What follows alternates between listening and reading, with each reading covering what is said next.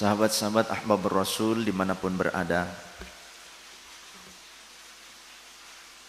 daripada kita memberikan fasilitas duniawi belaka kepada keluarga kita, lebih baik kita mengajarkan kepada mereka akhlak yang mulia, mengajarkan sesuatu yang mungkin kita selama ini tidak mengerti. Selama ini kita mungkin tidak paham, tapi baru paham sekarang. Ajarkanlah kebijakan-kebijakan kepada keluarga kita, sehingga itu akan menjadi warisan yang terbaik bagi mereka. Jadikan keluarga kita menjadi keluarga yang barokah. Bagaimana caranya? Saling mendoakan satu sama lain. Jangan hanya kita peduli dengan diri sendiri, padahal kita punya keluarga. Jangan hanya mendoakan keberkahan hanya untuk pribadi kita, padahal kita berharap mereka keluarga kita juga akan diberkahi Allah, sehingga keberkahan itu akan ada di rumah-rumah kita. Setidaknya ketika kita masuk ke dalam rumah saja, biasakan memberkahi rumah kita dan seisi rumah kita. Entah keluarga, hewan peliharaan kita, benda-benda yang ada di rumah kita. Sebagaimana Rasul sallallahu alaihi wasallam, kana nabiyyu sallallahu alaihi wasallam, adalah kebiasaan baginda Nabi sallallahu alaihi wasallam, ketika beliau masuk rumah, beliau melakukan beberapa hal yang merupakan keberkahan untuk pribadi dan juga keluarganya. Apa saja? Di antaranya, idza dakhalal baita bada abis siwaki. Jika Rasul memulai memasuki rumah, maka akan memulai dengan bersiwak. Milikilah siwak-siwak seperti ini, kayu arok. Upayakan senantiasa Anda bawa kemanapun kita dalam bepergian, selalu bawa. Pakai ini, istiqomahkan, dawamkan menggunakan siwak, karena ini salah satu wasilah lisan kita mustajabah. Sehingga ketika kita mendoakan diri kita sendiri, mendoakan anak-anak kita, istri kita, suami kita, keluarga kita, orang tua kita, mertua kita, seluruh yang ada di rumah kita, dalam kondisi mulut kita diberkahi oleh Allah Subhanahu wa Ta'ala. Jangan sepelekan kayu arok ini, jangan sepelekan siwak ini. Bahkan Rasul menjelang wafatnya, ketika melihat ada sahabat sedang memegang siwak, maka Rasulullah meminta untuk dipinjamkan kepadanya. Mana? Tolong aku minta siwaknya. Rasul bersiwak. Menjelang wafatnya masih tetap beliau itu menggunakan siwak. Ingat dengan siwak. Karena orang yang dawam menggunakan siwak, yakin sebagaimana Rasul menyatakan, salah satu fadilahnya akan dimudahkan ruhnya saat keluar dari jasadnya, dan dimudahkan untuk mengucapkan kalimat la ilaha illallah Muhammadur Rasulullah menjelang wafatnya.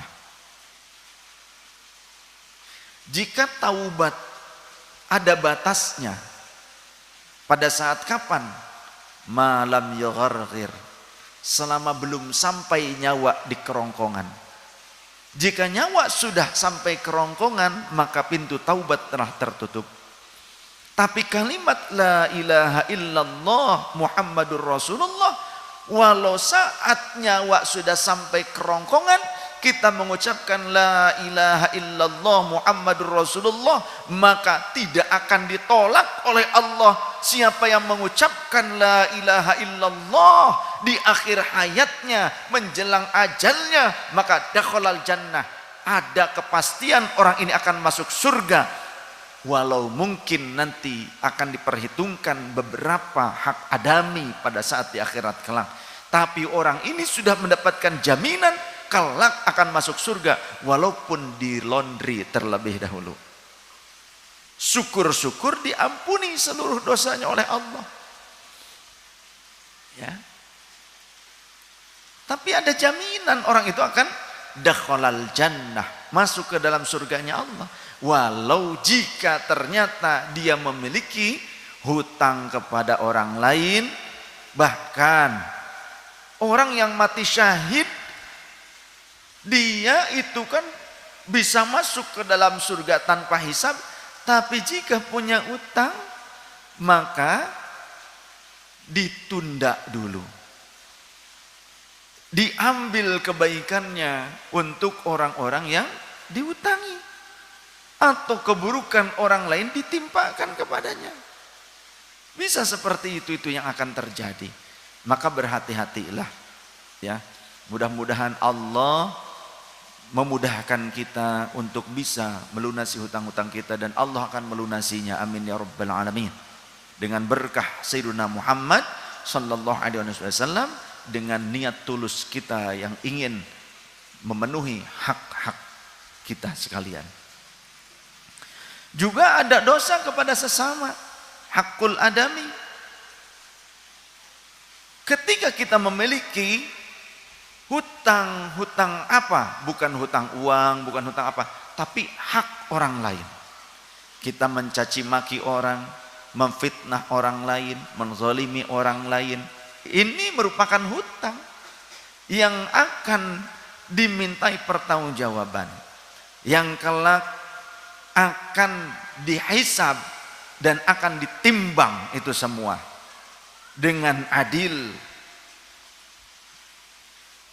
Maka dalam hal ini pun, dalam kesempatan saat ini, al-faqir memohon ampun kepada Allah dan meminta maaf kepada sahabat-sahabat sekalian, kaum muslimin muslimat, dan seluruh manusia dimanapun berada, entah muslim ataupun bukan, yang jika mungkin tertoreh luka di dada, pada jiwa, pada hati, ada yang meringis karena tersakiti oleh lisan yang tak bertulang, tapi mengakibatkan tulangnya menjadi remuk, hatinya menjadi remuk karena lisan ini. Maka al-faqir memohon maaf, minta ampun, mohon dibukakan pintu maaf seluas-luasnya, dan minta kehalalan dari sahabat sekalian dimanapun berada. Jika mungkin ada makanan yang pernah termakan, jika ada waktu yang tersita oleh al-faqir, jika ada keluarga yang terpakai dalam kegiatan-kegiatan dakwah, kegiatan pribadi al-faqir, yang mungkin ada yang pernah dimintai tolong, disuruh atau semacamnya, mohon halalnya. Ya, mungkin selama ini yang harusnya suaminya ada di rumah, tapi malah mengerjakan pekerjaan dakwah, ikut serta dengan al-faqir, mohon ikhlas, tulus ridhonya. Yang mungkin anaknya yang seharusnya ada di rumah dengan orang tuanya, malah ikut serta membantu dakwah al-faqir, atau mengerjakan pekerjaan pribadi al-faqir, kebutuhan al-faqir, mohon ridho dan ikhlasnya.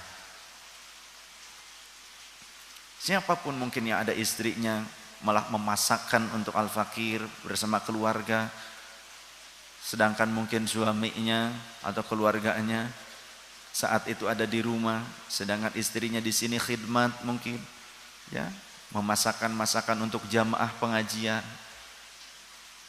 Saya harap tidak jadi hutang. Saya harap di akhirat tidak jadi beban. Saya ucapkan terima kasih dan mohon ridho, mohon ikhlas, mohon halalnya. Jika ada harta yang mungkin terpakai, entah saat dalam perjalanan ataupun dalam dakwah, ada kalanya yang membelikan saya sesuatu, entah air minum, entah makanan, mohon halalnya, mohon ridhonya. Yang mungkin saat saya pergi umroh, tiba-tiba token listrik habis, tidak bicara kepada saya, kemudian mengisikan token listrik tanpa bicara kepada saya, minta halal dan ridhonya. Jazakumullahu khairan katsira wa ahsanal jaza. Semoga Allah melimpahkan balasan yang berlimpah, berlipat ganda dunia wal akhirah, diberkahi seanak turunan pada soleh solehah semuanya. selamat dunia wal akhirah. Terima kasih atas cinta, kesetiaan, istiqamah, ketulusan selama ini, atas perhatian dan kasih sayangnya selama ini. Apapun itu, semoga Allah yang akan memberikan limpahan balasan yang terbaik dunia wal akhirah. Dan maafkan saya selama ini bersama keluarga yang mungkin menyulitkan, sempat menyulitkan sebagian dari teman-teman sekalian. Ada yang saat ban kendaraan saya bocor, saya minta tolong untuk ditambalkan. Ketika saya mau bayar, tidak mau diganti. Udah menyulitkan, ya, menyulitkan. Tenaganya, waktunya. Pas saya mau ganti nggak mau juga, berarti materinya juga. Mungkin saat itu bisa saja keluarganya sedang sakit, tapi bela-belain nolong saya. Saya doakan mudah-mudahan husnul khotimah semua. Mudah-mudahan dicintai Allah semua. Selamat dunia akhirat. Amin.